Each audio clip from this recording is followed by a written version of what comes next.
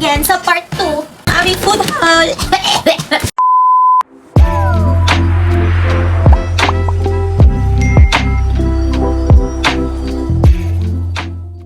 Sa part 2 ng aming food haul sa KK.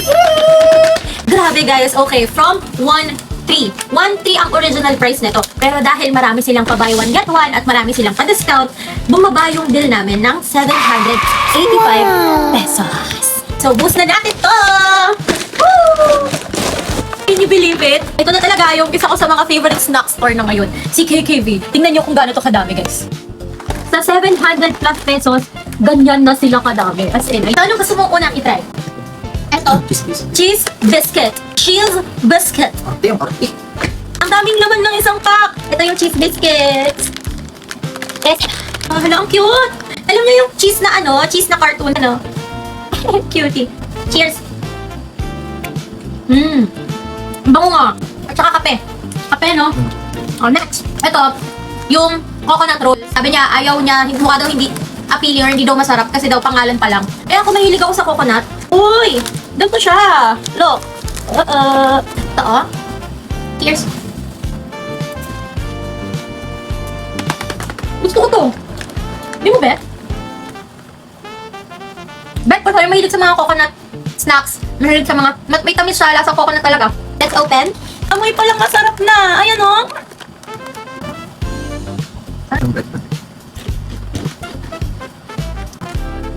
Bagay sa pasta to? No? Harap! Ang worth it to worth it, buy one get one. Ito naman pizza. Tikman natin. Ganito yung pizza. Ayan o, ganyan siya pizza. Sarap din ito. Bet ko yun, pero masarap din ito, no? Pepperoni pizza. Alala ko dito ano eh. Piwi. Wow. Sarap. Butter cake, guys. Wow! Ang dami! Okay. Cheers!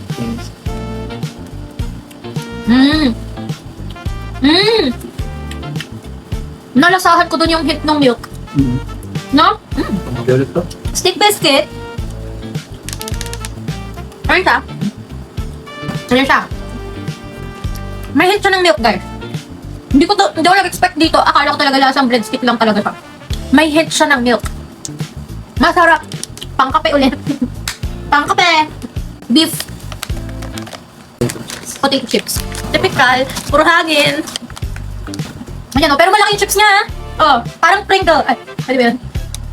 Cheers. Barbecue. Sarap ah. At ang maganda pa sa mga snack nila, mostly ng mga snack na gato, resealable, no? So, hindi talaga siya masasayang, guys. Kasi kung hindi mo maubos, masiseal back mo. Except lang doon sa mga snack na parang chichirya yung lagyanan. Yun lang di resealable. Uy! Ay, ito yung pinapak. Ay, hindi, peelable. Peelable to? Ayun o. Ang balat na mismo. Ayun o, peelable o. Peelable candy! Woo! Wak. Tikman natin yung laman. Ito yun, ang sarap. Pagkain mo kainin yung balat. Kung gusto mo lang mag-inhalter at mag-peel. Ito na, the moment of truth! Ang gusto ko tikman. Shining, shimmering, splendid. Hindi pa yun sa peelable. Pero masarap. Papili ka sa dalawa, banana or peach? Banana. Mga peelable candy kasi gusto ko yung mga ganyan yung peelable candy. Tunaw. Tunaw eh. Hindi. Ayun na. Hindi siya tunaw. Joke lang. Hindi naman itong banana, may ingot eh. Ano ba yan? Alam ko, banana. Hindi ko ma-peel. Lagkit. Hindi kasi peelable. Peelable nga. Ayan, oh. Tingnan mo puti yung laman. Sarap nga, no? Sarap. Mango. Peelable na to. Promise. Ayan, oh. Oh, kita niyo yung laman sa loob. Ayan, oh. Peelable, oh. Oh, ang bam. Cake. Yung enjoyment kasi na peelable yung candy. Yun kasi yung hinahanap ko. Ayan. Bring back my inner child. Tadaan! Ito, tikman natin yung balat. Gusto ko. Oh, bet ko. Oh, yung mint na, last one. Ano to siya? Eh. Oh, naahang. Hindi. Lahat toothpaste? Mint na eh. Mint, hindi toothpaste. Meron namang mint na dapat lasang toothpaste. So far, wala akong hindi nagustuhan ito lang, lasa toothpaste. Masarap sa bunganga. Toothpaste. Rate this one. Cheese biscuit. Ano yan sa akin? 8. Ako, itong cheese biscuit, 7.9. What's your rate on this one? 6. 6 siya, ako 8. Ako naman 8, kasi bet ko to talaga. Bet mahilig talaga ako sa coconut flavor. Ay, ito na! Favorite! 10 out of 10 of 100 million thousand. Ikaw? Hanggang sa akin. Million thousand. Ang sarap. Ito, 9.5. Bet ko kasi yun eh.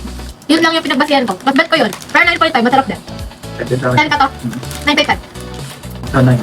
Ito 8. 8 sa akin to. Again, yung mga pang-breakfast sa akin, mga 7.5 din. 7.5 ito. 8 yan sa akin. Ito. Ako, ito 8.5. 8 sa akin. Ito sa akin 9. 9.8. Ito 7. 8 lang sa akin. 8. Ito 7. Bet ko to eh. So, mga 8 sa akin. 8. Ito 6. Sa akin, 8. 8. Ito, dahil lasang toothpaste, 6. 8 sa'yo, sa akin 6. Mint na eh. Anyway, ayun lang guys. Thank you so much for watching sa aming full haul sa KKB. See you again next time. Bye!